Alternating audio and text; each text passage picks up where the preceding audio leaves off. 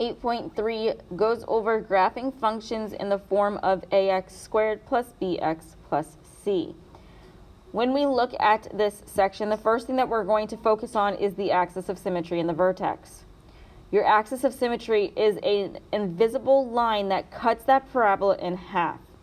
It goes through the vertex, which is the highest or lowest point of that parabola. With these, you can find your axis of symmetry without graphing your parabola by using the formula x is equal to negative b over 2 times a. So this formula that you see right here will be used to find your axis of symmetry. To find the vertex, first find the axis of symmetry and then plug in whatever you find for x in your function and solve for y. From there, you have an x and a y, which give you an ordered pair. That's your vertex. So what does this all mean? If we look at example 1, our directions tell us to find the axis of symmetry and the vertex of each function. For example A, it gives us f of x is equal to 2x squared plus 8x minus 1. With these, it might be easiest for you to identify your a, your b, and your c from the function. Your a is the coefficient of x squared, your b is the coefficient of x, and your c is the constant. So your a in this case is 2, your b is 8, and your c is negative 1. To find our axis of symmetry first, you're going to use x is equal to negative b over 2 times a. We said b is 8, so that's negative 8 over 2 times a is 2. We simplify this, it gives us negative 8 over 4, and that simplifies to be negative 2. So our x value is negative 2. Our axis of symmetry is x is equal to negative 2. From here, we are going to find y by plugging in the x for x in 2x squared plus 8x minus 1. So we're going to have y is equal to 2 times x squared, which is negative 2 squared, plus 8 times negative 2 minus 1. The negative 2 squared is 4, so that's going to give us y is equal to 2 times 4 plus 8 times negative 2 minus 1. We do multiplication next. 2 times 4 is 8. 8 times negative 2 is negative 16 minus 1. From here, 8 minus 16 is negative 8. Negative 8 minus 1 is negative 9. So our vertex is the ordered pair x comma y. We found negative 2 for x, and when we plugged that in, we solved for y and got negative 9. So our vertex is the ordered pair negative 2, negative 9. For example B, we're given f of x is equal to 3x squared minus 2x. So again, if you wanted to rewrite this as y is equal to 3x squared minus 2x, you can do that. That's fine. Your a value is the coefficient of x squared, so that's 3.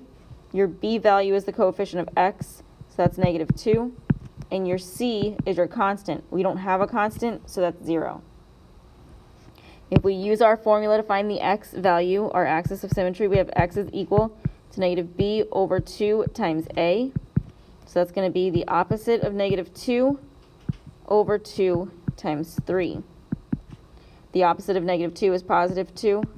2 times 3 is 6, and 2 over 6 simplifies to be 1/3. So our axis of symmetry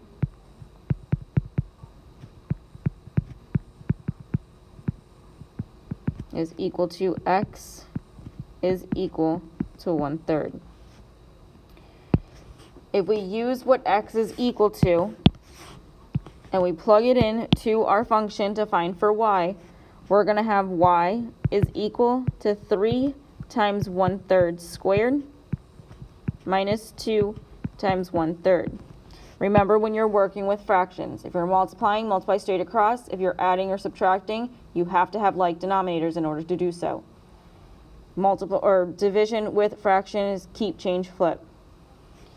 That 1/3 squared is 1/9. So y is equal to 3 times 1/9 minus 2 times 1/3.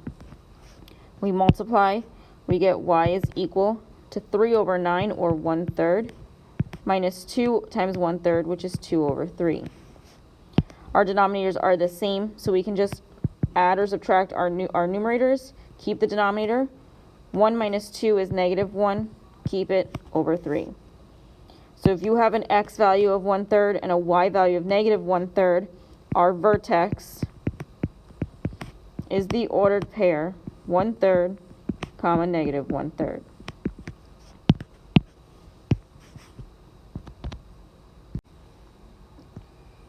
If we look at our next example, for C, we have g of x is equal to x squared plus 6x plus 5. Again, if you want to rewrite this as y is equal to x squared plus 6x plus 5, you can. This gives us an a of 1, a b of 6, and a c of 5. To find our axis of symmetry, again, use x is equal to -b over 2 times a. This leaves us with the opposite of 6 over 2 times 1. So that's -6 over 2, which is -3. So your axis of symmetry is x is equal to -3.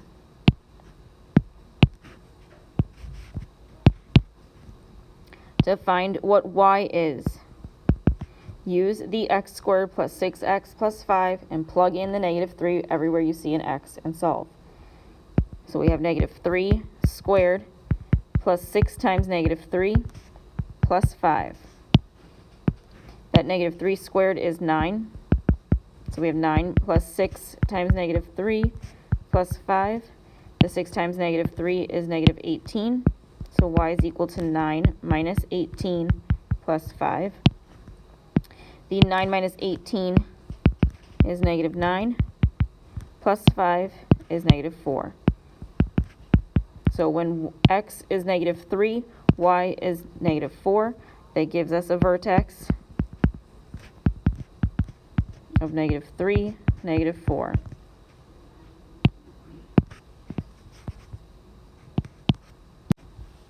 For example D, we have h of x is equal to -1/2 x squared plus 7x minus 4.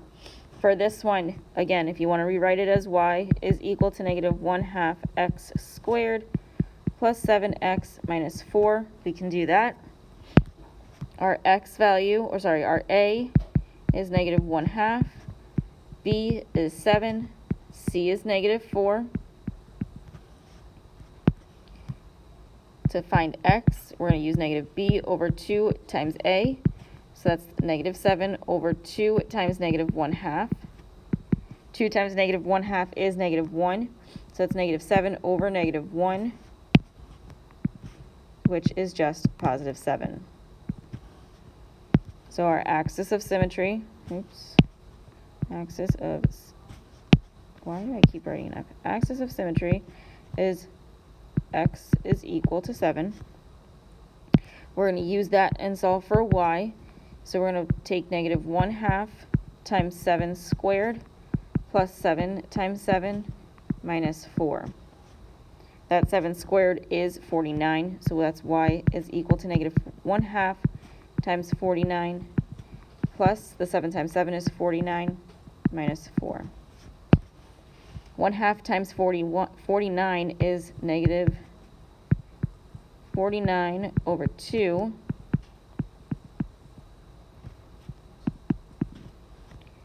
We need like denominators when we add or subtract these, so we're going to turn the 49 into something over 2 and the -4 into something over 2. The -49 over 2 is going to stay. The 49, if you multiply it by 2, it becomes 98, and you keep it over 2. And that -4 turns into -8 over 2. So we just combine here. That -49 over 2 plus 48 over 2 is 49 over 2. And then that -8 or -8 over 2 gives us 41 over 2. So this gives us a vertex of 7, comma 41 over 2.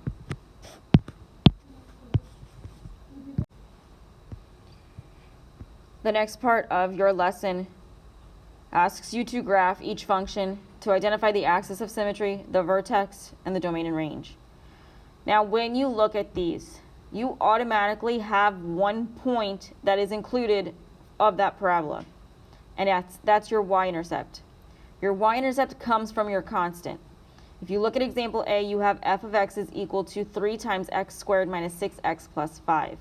To find your y-intercept, you'd plug in 0 for x and get the ordered pair 0 comma something. That's why your constant is part of your y-intercept. Because if you plug in 0 for x in this function, you get 0 minus 0 plus 5, and it's just 5. So your x would be 0, your y would be 5. Your y-intercept automatically, you're going to take the constant here, which is 5, and make an ordered pair out of it, so 0 comma 5.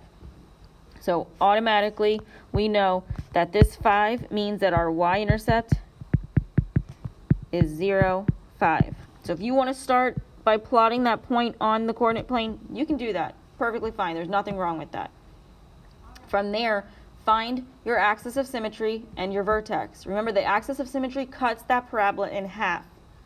Then your vertex is either the highest or the lowest point. If the parabola opens up, it's going to be your lowest point. If the parabola opens down, it's going to be your highest point. So to find your axis of symmetry, we're going to take x is equal to negative b over 2 times a. Your a is the 3, your b is the negative 6. So that's going to be the opposite of negative 6 over 2 times 3. That gives us a positive 6 over 6, which is 1. So our axis of symmetry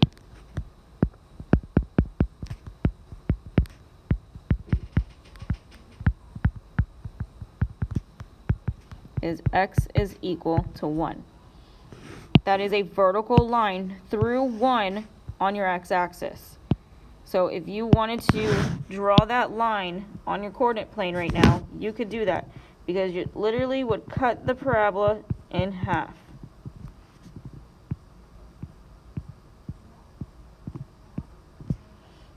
Okay, so the dotted line that I just drew on your coordinate plane is an invisible line that's called your axis of symmetry.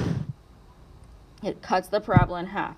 If it cuts the parabola in half, guess what other point you have on this coordinate plane without finding your vertex? The point that you plotted for your y-intercept is on one side of the parabola. The point opposite of it is going to be on the other side of that axis of symmetry, that invisible line. So you can automatically say, I moved from my axis of symmetry over one point. I'm going to do the same and move the other way to give myself this point. So I now have 2 points on your coordinate plane. The next one I have to find is my vertex, and I'm going to be able to plot my line based off of those 3 points. So to find your vertex, use the formula that we were talking about to find y. Take your axis of symmetry, plug it in for x, solve for y. So y is equal to 3 times 1 squared minus 6 times 1 plus 5. The 1 squared is 1, so that's 3 times 1 minus 6 times 1 is negative 6 plus 5. 3 times 1 is 3 minus 6 plus 5. 3 minus 6 is negative 3 plus 5 gives us a y that's equal to 2. So your vertex is the ordered pair 1, 2. So that's going to be your highest or your lowest point there. That 1, 2 is here. So when we go to draw our line through this coordinate plane,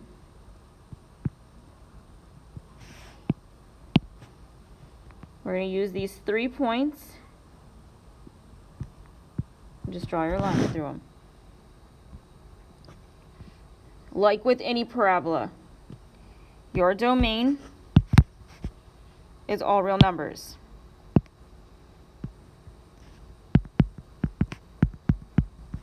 Your range, look at what happens. You're going from you're going from 2 up. So your range, y, is greater than or equal to 2.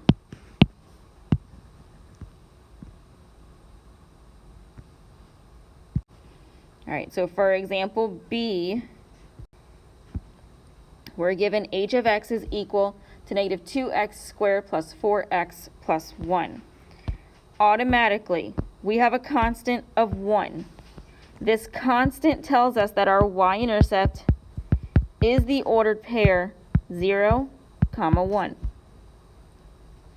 That's 1 point. From here, we're going to find our axis of symmetry. X is equal to negative b over 2 times a. A is 2, b is 4, c is 1. This gives us negative 4 over 2 times 2. 2 times 2 is 4, so that's negative 4 over 4, which is negative 1. So your axis of symmetry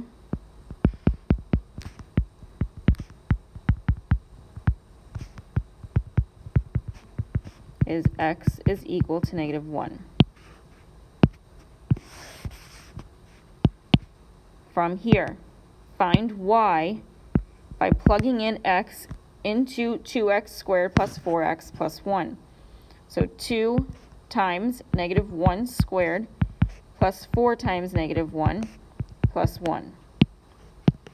The negative 1 squared is 1, so that's 2 times 1. The negative 1 times 4 is negative 4. 2 times 1 gives us 2, minus 4 plus 1.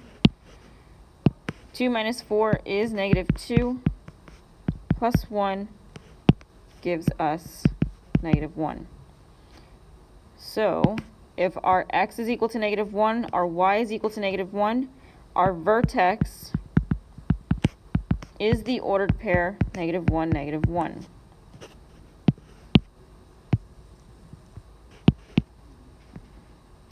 On our coordinate plane, we have 3 things that we're looking at: our y-intercept, our axis of symmetry, and our vertex. Our y-intercept is the ordered pair 0, 1, so that's going to be here. From there, we have a vertex of negative 1, negative 1, so that's here. If our axis of symmetry is an invisible line that goes through x at negative 1, this is going to be the invisible line I'm doing in yellow here, that cuts the parabola in half. From here, use the axis of symmetry to mirror your y-intercept. So you're not going to go to the right of this axis of symmetry because you already have a point on the right-hand side. Go to the left. It is only over one place, one spot to the right of that axis of symmetry, so go 1 to the left using the same y value. From there, draw your line through your points. Put arrows at them and identify your domain in your range. Your domain, automatically you have a parabola, so all real numbers. Your range, the lowest point that you have there is that negative 1, negative 1. So what is your y value? It's negative 1. Y is greater than or equal to negative 1.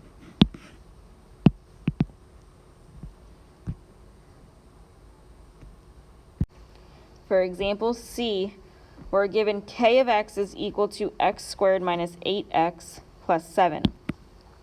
Automatically, we have a y-intercept of 0, 7. So I'm going to plot that first. From here, I'm going to use my formula to find my axis of symmetry.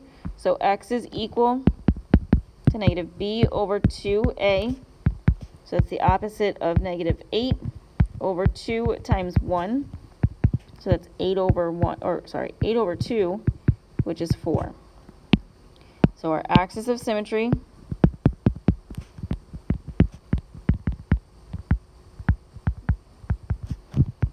is x is equal to 4.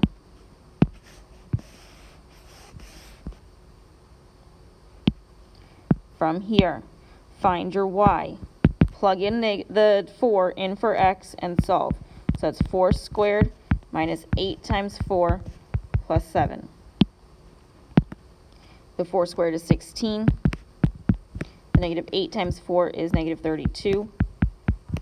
Negative 16 plus 32 is negative 16 minus 32 is negative 16 plus 7 gives us negative 9. So that's the ordered pair for our vertex of 4, negative 9.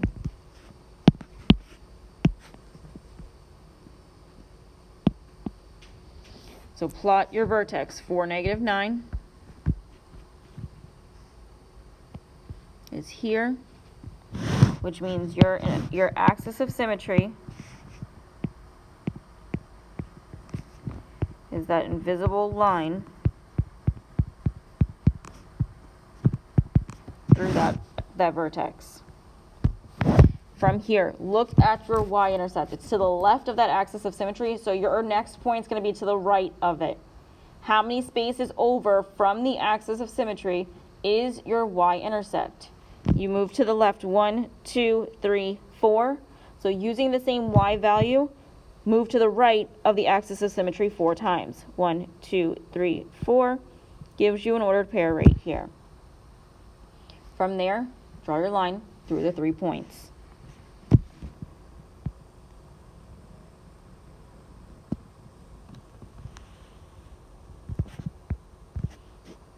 State your domain and range, and then you're done with this one. So your domain here is all real numbers. Your range, your lowest y value, this opens up, your lowest y value is that negative 9, so y is greater than or equal to negative 9.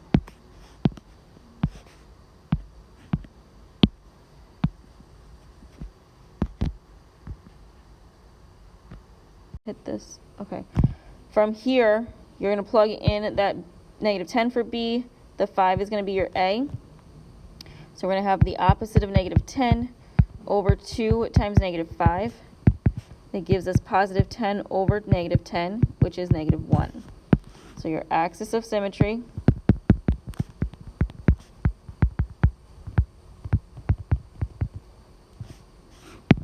is x is equal to negative 1. Find your y by plugging in that negative 1 for x and solving. So it's negative 5 times negative 1 squared minus 10 times negative 1 minus 2. That negative 1 squared is positive 1 times negative 5 is negative 5. Negative 10 times negative 10 times negative 1 is a positive 10 minus 2. Negative 5 plus 10 is 5 minus 2 gives us 3. So our vertex is the ordered pair negative 1, 3. So we have an axis of symmetry of negative 1, a vertex of negative 1/3, negative 1, 3. To plot these ordered pairs, we're going to start with our y-intercept, which is at 0, negative 2. It says that our axis of symmetry is at x is equal to negative 1. So that's going to be this invisible line.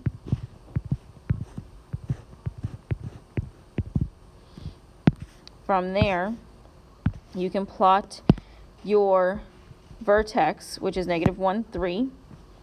Negative 1, 3, which is here.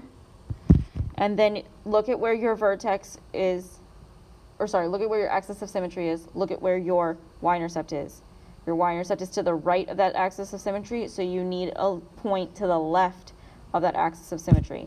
It goes over one place from the axis of symmetry to the right, so you'll go one place to the left using the same y value. So that's going to be this ordered pair here.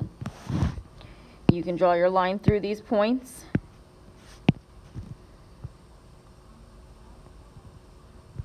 Put your arrows, and then state your domain and range. You have a parabola, so automatically your domain is all real numbers. Your range, your parabola opens down, so you're going to have a highest value, so y is going to be less than or equal to something.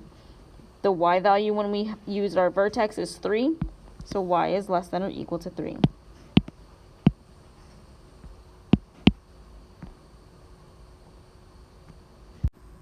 The next part in your notes goes over finding the maximum and the minimum values. You have a maximum if your parabola opens down. You have a minimum if your parabola opens up. In order to find those maximum or minimum values, you find what y is equal to after you find your axis of symmetry. So you'll just tell me that you have a maximum at y is equal to something or a minimum at y is equal to something. If we look at some examples to do together, for example 3, we're told to determine whether the function has a maximum or minimum value and to find the value. Now, in order to know whether or not you have a maximum or minimum value, you will look at your a term. If your a term is positive, you're going to have a minimum value because that parabola is going to open up. If your a term is negative, that parabola is going to open down, so you will have a maximum value. If we look at example A, we have f of x is equal to negative 4x squared minus 24x minus 19. Your a term here is this negative 4. Because a is negative, that means that your parabola will open down and you will have a maximum value. To find the value of your maximum, you will have to find your vertex and use the y value from that. So first find your axis of symmetry, or what your x is. Remember, negative b over 2 times a. So that's going to be the opposite of negative 24 over 2 times a, which is negative 4. The opposite of 24 is positive 24, and 2 times negative 4 is negative 8. When we divide these, we get negative 3, so x is negative 3. To find for y, plug in the negative 3 for x and solve. So we have negative 4 times negative 3 squared minus 24 times negative 3 minus 19. The negative 3 squared is 9, so that's negative 4 times 9 minus 24 times negative 3 is a positive 72. From here, that negative 4 times 9 is negative 36, plus 72 minus 19. We're going to have 36 minus 19, which gives us 17. So y is 17. So we have a maximum value at y is equal to 17.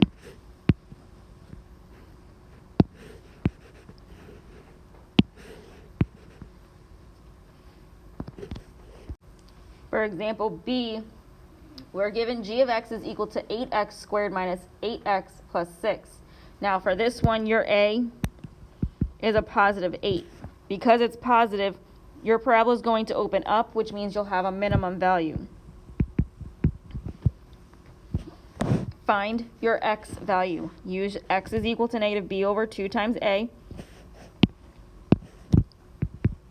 If we take the opposite of negative 8, put it over 2 times 8, we're going to get 8 over 16, which is 1/2. We're going to plug that 1/2 in anywhere we have an x, and we're going to solve to have a y.